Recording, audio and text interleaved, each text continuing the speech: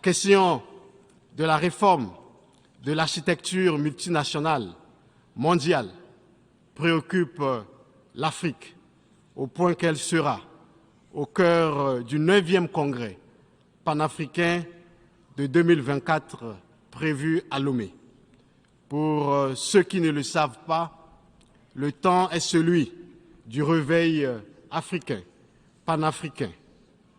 Dans l'élan panafricain et conformément aux nobles objectifs des pères des indépendances africaines, l'Afrique et les Africains réclament et entendent porter leur voix, et ceci de façon souveraine, de façon libre, indépendante, sur la scène internationale.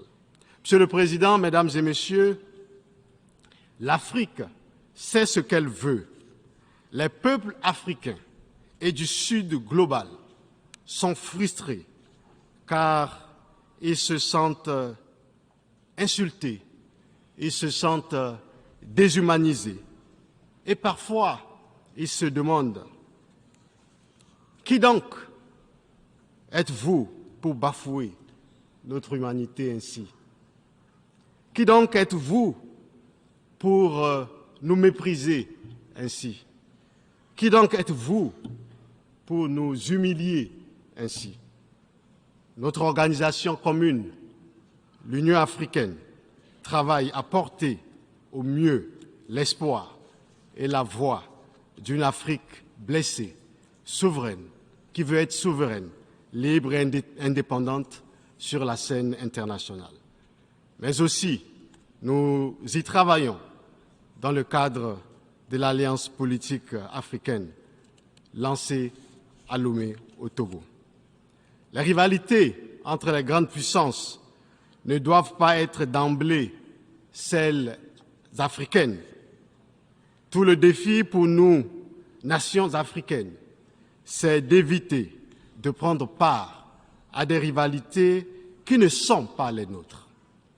Il nous faut porter nos propres combats, qui sont, entre autres, la lutte contre le néocolonialisme, la lutte contre la pauvreté, l'industrialisation du continent et la prospérité économique, le combat pour la paix, la lutte contre la désafricanisation de l'Afrique et pour la renaissance africaine et la dignité, la lutte pour nous libérer définitivement de toute subordination étrangère, l'engagement pour une meilleure représentativité de notre continent dans le concert des nations et du continent. Nos combats ne sont ni ceux de l'Ouest, ni ceux de l'Est, encore moins ceux d'un quelconque bord ou partie du monde. Nous devons nous concentrer sur nos combats actuels et à venir. La politique internationale ne saurait être réduite à un champ caporalisé où l'on soit obligé de prendre position en faveur d'un camp contre un autre. Nous voulons un système international reformé, fondé sur des valeurs et des principes que respecte tout le monde et respectueux du droit des peuples à se positionner librement selon leurs convenances sur la scène internationale. Le droit des peuples à disposer d'eux-mêmes implique le droit de chaque État à se comporter comme il veut sur la scène internationale, dans les limites du respect de ses engagements internationaux.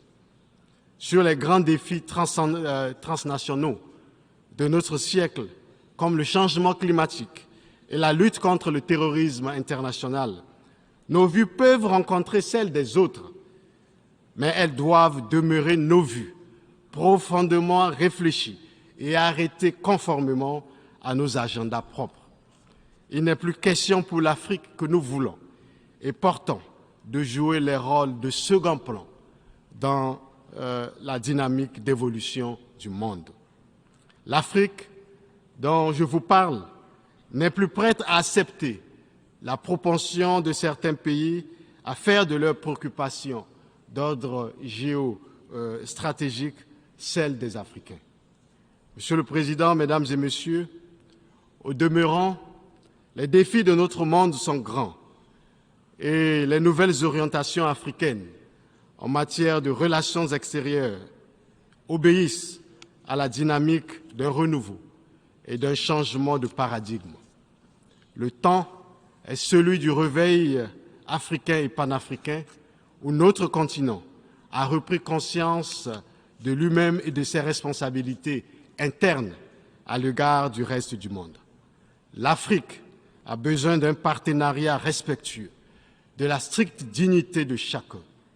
Nous voulons être vos partenaires et non vos sujets.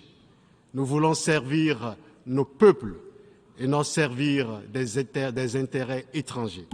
Cette nouvelle dynamique n'est dirigée, et nous le disons en répétant, contre personne. Elle est l'expression d'une Afrique nouvelle, d'une Afrique africaine, africanophone, celle qui se veut libre, souveraine, indépendante et maître d'elle-même. En somme, pour la jeunesse africaine, elle est claire, ses mots sont clairs, c'est ceci, nous sommes fatigués par le paternalisme.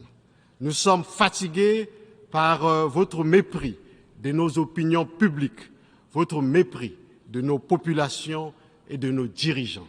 Nous sommes fatigués par votre condescendance. Nous sommes fatigués par votre arrogance.